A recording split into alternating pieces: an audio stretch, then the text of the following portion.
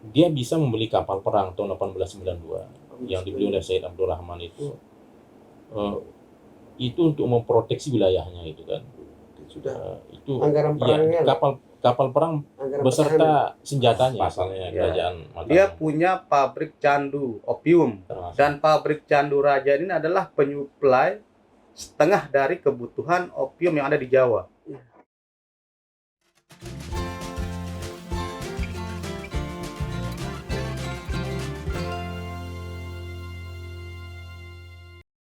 Tapi saya kembali penasaran tadi, seberapa kaya sebenarnya raja yang ada di Mataram ini sebenarnya, Bang Ali?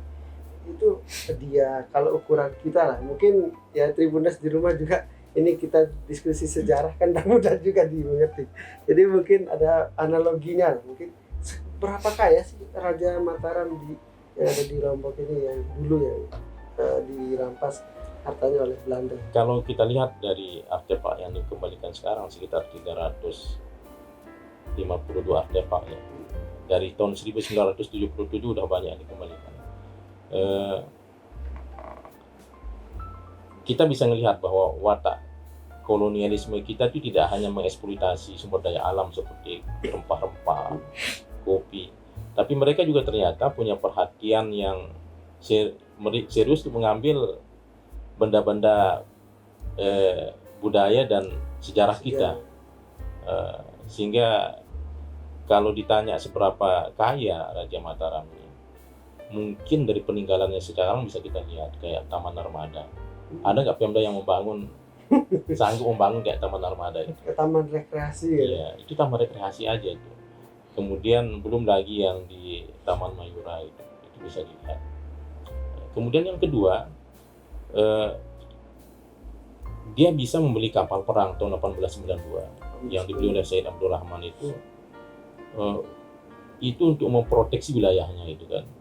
Sudah itu anggaran perangnya kapal perang beserta senjatanya gitu. Belum lagi raja itu punya penasihat militer dari Rusia namanya Maligin. Dia punya penasihat militer. Jadi sebelum Maligin ini nama Putin itu Rusia sudah hakam. Dia kesini awalnya untuk mengejar tambang emas ya, tapi akhirnya menjadi penasihat militer raja. Sekaligus juga dia orang yang membeli senjata untuk keperluan militer raja di Singapura. Artinya raja itu sangat kaya sekali. Nah, sudah sangat maju ya. Dan sudah sangat maju. Majunya apa ya? Wallace itu ketika dia datang ke Lombok tahun 1860-an ya. 56. Tahun 1856 itu kaget, ternyata orang di Ampanan itu udah bisa bikin senjata itu loh. Laras panjang bikin senjata. Bukan di Karangbedil atau dia? Wallace itu kan ke Ampanan pada masa itu. Artinya dia sudah melihat bagaimana proses itu. Yang kedua, cara raja untuk mendapatkan kekayaan itu juga diamini oleh publik pada masa itu, dalam artian ada beberapa sumber gitu kan, kalau memang tanah sawahnya sangat subur sekali ada perbedaan dengan tempat-tempatnya. Kemudian ada juga perbedaan untuk daerah timur gitu kan, berbeda dengan yang di barat. Yang di barat itu kan ada perbedaan itu. Lebih subur yang barat kan ya. Cuman puncaknya mungkin apa istilahnya, setiap karena kita ini adalah pulau kecil, Lombok gitu kan, kemudian rajanya juga kaya. Itu mungkin yang membuat pada masa itu ketika raja kawin dengan Denda Aminah namanya yang beragama Islam, sempat juga di dalam satu buku itu disebut bahwa raja juga membuat satu kebijakan, yaitu memberikan pinjaman kepada orang-orang yang mau berangkat haji. Bahkan dia juga menguruskan tempatnya di sana, termasuk juga membuat konsul di sana oleh Haji Majid sebagai konsul untuk orang yang beribadah haji. Artinya begitu respon raja terhadap orang-orang lokal pada masa itu. Jadi sudah sistem pemerintahannya sudah mulai sangat mapan, isu keberagaman sudah mulai. Ya, raja ini juga sangat suka terhadap dunia sastra. Makanya kita bisa lihat tidak hanya harta benda berupa emas, artefak dan yang lain. Sebenarnya yang paling penting di antara semua yang dijarah oleh Belanda itu adalah karya sastra seperti lontar yang paling monumental yang saya kira di Nusantara itu adalah kayak Negara Kertajama. Itu katanya ditemukan di sini, salinannya asli. itu salinan dari negara Kertagama tahun 1740 gitu. Ada banyak serpihan-serpihannya juga ditemukan di Karangasem, tapi yang paling lengkap itu yang ditemukan di Ukir Kayu yang di Cahaya Kertanegara. Karena raja terakhir itu, kalau raja sebelumnya itu artinya biasa orang belajar sastra itu orang yang tingkatan kastanya tinggi. Iya, betul. Nah, pada masa raja terakhir itu semua para punggawa, termasuk juga siapapun boleh belajar sastra. Termasuk juga para aristokrat yang ada di Timur Timur itu juga bisa. Makanya ketika selesai perang kan semua pada bisa buat tulisan, catatan berupa abad apa semuanya, itu luar biasa sekali sebenarnya. Sudah sangat maju lah peradaban. Sudah sangat maju dan dari bahkan saya nyangka tadi penasihat perang dari Rusia ini. Iya, Maligin. Siapa namanya, Bang? Maligin. Maligin. Ya, Maligin. Bukannya saudaranya Putin. Nah, jadi memang Raja Mataram tadi Anak Agong Gede Ngurah ini sudah waktu itu sudah termasuk golongan raja yang mapan dan bangun peradaban di kerajaan dari segi pertahanan, termasuk bagaimana sistem perpajakan tadi itu menarik, sudah mulai diterapkan pada zaman itu dengan sangat bagus ya. Dari penghasilan itu katanya Bang Ali ada cukup fair tadi kalau segi penghasilan barat dan timur. Boleh diperdalam ini gimana raja ini mendapatkan penghasilan seperti Bang Eger tadi gambarkan, selain ikat padi, kemudian ada perdagangan di Ampenan juga, ada nggak yang membuat dia kaya bisa berkuasa? Ya, penopang utamanya kan pada masa itu kan kita berbicara abad 19 ya, 19 awal itu kan pertanian sama perdagangan kan. Jadi dimanapun kerajaan di Nusantara ini ketika berbicara tahun 1800-an pasti berbicara pertanian sama perdagangan. Nah, Mataram ini dia punya tanah yang sangat luas sekali, dari ujung barat sampai ujung timur tanahnya semua. Itu Sepulau Lombok. Sepulau Lombok. Jadi setiap tanah itu dikenakan pajak, namanya pajak seperti sampaikan tadi. Kalau di Lombok Barat karena di daerahnya subur itu 200 cekel padi. Terus kalau di Lombok Timur itu 150 cekel padi. Nah, terus selain itu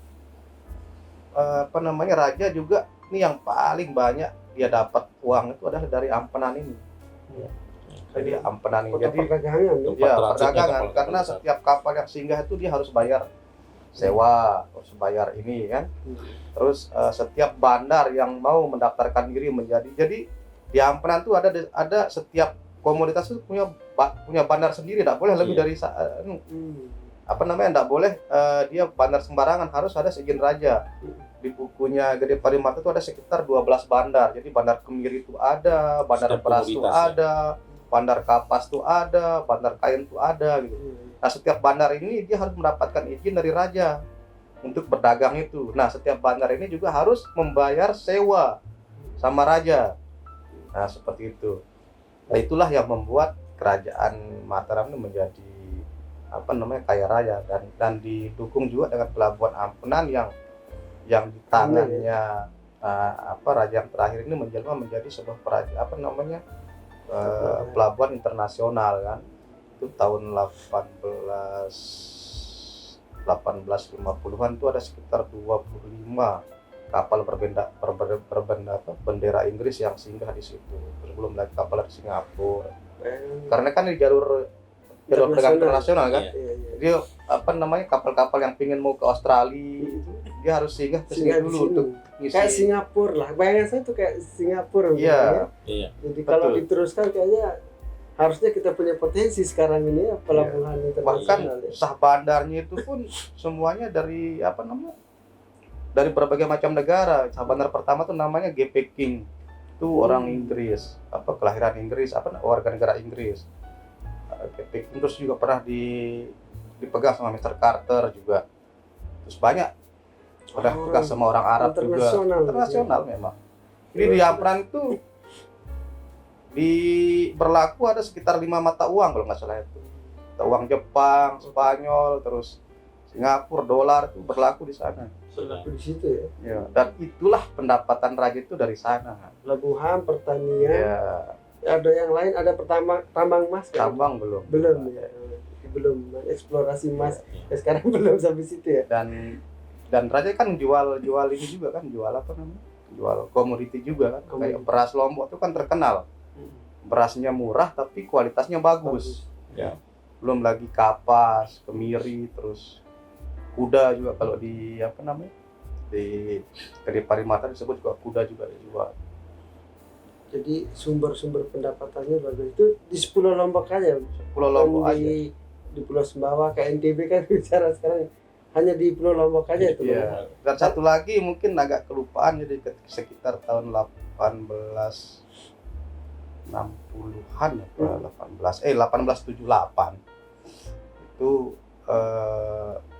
tapi emang ini besar juga pendapatannya ini dari bandar apa nih, dari bandar produksi candu. Jadi raja ini pernah punya pabrik candu di Karangasem. Ini Karangasem itu dulu kan masuk Lombok, masuk wilayahnya Lombok Karangasem. Pasalnya Ya. kerajaan Mataram. Dia punya pabrik candu opium di situ. Di Bali Karangasem Bali. Di Karangasem Bali. Tapi kebalik yang dulu sini sekarang sampai wilayah sana gitu. Iya. Pengaruhnya. Termasuk. Dan pabrik candu raja ini adalah penyuplai setengah dari kebutuhan opium yang ada di Jawa. Iya. Ilegal tapi. Jadi kan dulu waktu itu kan legal kan? Iya. Yang punya hak monopoli untuk perdagangan candu itu kan pemerintah Hindia Belanda. Nah, tapi raja ini pinter, dia bisa memasukkan candu dari India, dari Singapura, mentahnya diolah, baru dijual, diselundupkan ke Jawa. Candu ini rokok atau Opium. narkoba? Opium. Opium ya. Ya, jadi yang dihisap seperti itu. Itu juga cukup besar. Besar juga itu Jadi pendapatnya. jalankan bisnis ada sebenarnya BUMN-nya atau enggak sekarang itu dulu. Ada unit usahanya Dia enggak? menggunakan bandar aja. Bandar ya. Bahkan salah satu seorang sejarawan berpendapat bahwa Perang Lombok 1894 itu salah satu pemicunya yaitu perang candu itu. Jadi karena kelewatan memang dia kalian Mataram ini. Jadi setengah dari pasokan candu yang ada di Jawa itu diselundupkan sama ini. Iya. Jadi karena Belanda tidak mau ladang bisnisnya terganggu, bahkan kawan saya tuh bercerita bahwa ya mungkin bisa jadi karena perang Belanda datang ke Lombok ini ya ingin mengamankan itu juga, dia bilang. Motif ekonomi juga ya. Iya. Kayak sekarang perang-perang dimanapun ujungnya motif ekonomi juga ya. Ya, jadi memang kalau dari gambaran Bang Geger sama Bang Ali, Raja Mataram atau Raja Kaan Agung Gede Ngurah ini betul-betul sangat kaya raya lah, waktu sangat mapan, sehingga sekarang harta karunnya ada di Belanda itu sangat luar biasa itu ya. Jadi memang kalau kan penasaran orang hanya melihat harta kerajaan Mataram, tapi sosok raja yang ada di Mataram juga ternyata sosok yang sangat raya, mampu mengolah sumber daya alamnya ya, sumber Betul. daya sama sumber daya manusia yang dimiliki. Ya. Kalau dari segi gambaran pemerintahannya, bagaimana sih dia menjalankan kalau Raja Mataram ini? Kita penasaran nih, ini kan terhubung dengan hartanya saja, ini kan tentu ada harta, ada mampu mengelola kerajaan. Kalau dari segi pemerintahannya seperti apa dia itu? Kerajaan Dalam segi pemerintahan, raja itu punya ini beberapa kepunggawaan ya. Orang-orang yang memang dekat sama raja, yang memang terlibat langsung berinteraksi sama raja itu disebut punggawa ya. Artinya ditempatkan di beberapa tempat gitu kan. Ada juga orang lokal yang memang bekas para aristokrat dari kayak Selaparang, Penjanggi maupun Langko, ataupun di era-era yang lain itu diangkat sebagai seorang pembekal. Pembekal itu semacam kepala desa lah. Tapi luas wilayahnya itu sampai kalau ukuran sekarang tuh ya sekitar satu kecamatan. camat lah. Satu kecamatan sampai 2 kecamatan, bayangkan. Luas sekali. Pembekal masa itu luar biasa. Artinya itulah relasi raja dengan orang lokal maupun dengan orang Bali ya, istilah kita. Artinya artinya partner mereka itu untuk memerintah seperti itu. Berapa tahun dia berkuasa anak di Lombok atau di Kerajaan Mataram ini eksis lah? Kalau dari segi Karangasemnya, sebelumnya kan Gelgel ya. Tapi secara patsun kekuasaannya itu mulai dari 1692 1692 sampai 1692, mungkin sekitar 200 tahun lah, 200. sampai dengan 1892 itu barat. Wah, Artinya masyarakat itu sudah berani melakukan perlawanan. Sebelumnya banyak perlawanan kecil, tapi yang paling besar itu 1891 sampai dengan 1894 itu. 200 tahun tuh lebih tua dari Indonesia kan? Iya. Jadi mungkin wajar tergambar kekayaannya bagaimana. mengelola dengan sistem. Dia agak mapan itu 1740. Nanti kemudian kerajaan Mataram sendiri itu sekitar 1839 ya. 1838, 1839 itu baru eksis sebagai sebuah kerajaan Mataram. Yang sebelumnya dia bisa mempersatukan semua kerajaan termasuk Singasari, Sasak, Kediri, Sokong ya. Bayan semuanya itu semua dihimpun dalam satu kekuatan. Raja itu agak sedikit banyak berubah ketika sudah menikah sama Denda Emina. Perlakuannya terhadap Sasak Timur agak sedikit lebih bersahabat, Ada komunikasi yang baik gitu kan dengan para pembekal, termasuk juga ada Keliang Bekasih. Itu yang angkat tuh raja. Sampai sekarang masih Ya, ada istilah dulu kan Bekasih. Bekasih Pekeliang, Bekasih, Pembekal, Punggawa, termasuk juga Bandar dan Subandar itu raja yang mengangkat. Tapi yang jelas raja yang ada di Mataram ini terpisah sama yang di Karangasem Bali. Dia menempatkan keponakannya di sana. Hmm. Setelah bisa dia menaklukkan Karangasem yang di Bali, termasuk juga kerajaan Kelungkung pada masa itu, raja menempatkan keponakannya anak agung dia dilantik Justru di bawahnya di bawah pasalnya dia. Raja Mataram Iya. dulu ya. Luar biasa ya. Luar biasa. Kita ini kalau bicara sejarah ini ya harus banyak-banyak referensi ya. Iya.